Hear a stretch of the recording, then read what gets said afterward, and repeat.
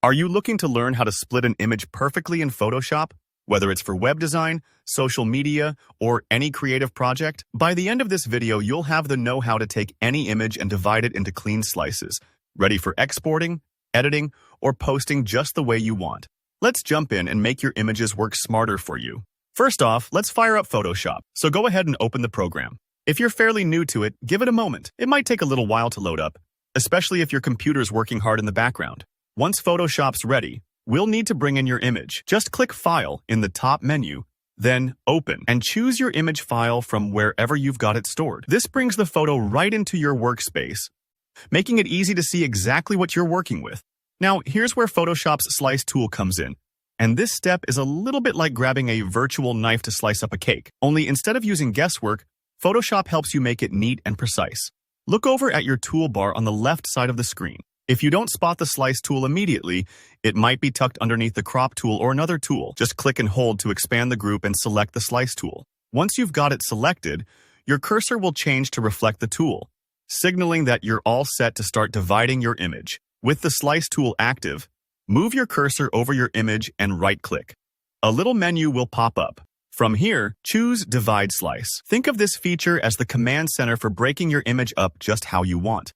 You're not actually slicing up your original image or damaging the file. Instead, you're simply telling Photoshop how you'd like it segmented for further editing or export. Now, you'll see options to indicate how you want those slices: horizontally, vertically, or both. This step lets you decide exactly how your image gets divided. Say you want to split your image into 3 equal sections so you can post them as a seamless carousel on Instagram. Or maybe you need 8 slices to fit a website's design grid. Just enter the number you prefer. It might take a moment to think about your project's needs here, whether you want 2 big pieces or several smaller, equal ones. Don't worry about getting it perfect on the first try. You can always undo and adjust if needed. After picking your slice numbers, make sure you've selected the right orientation: horizontal, vertical, or both. Horizontal will cut your image into rows, vertical into columns, and both will give you a grid. For example, if you're making a puzzle or a multi-image post, try entering 2 for horizontal and 3 for vertical to get 6 even pieces. It's a simple step, but this is what gives you control over how your content appears elsewhere. Once you're happy with how the slices are set up, just click OK. Photoshop divides your image instantly, and you'll see guides appear where the cuts happen.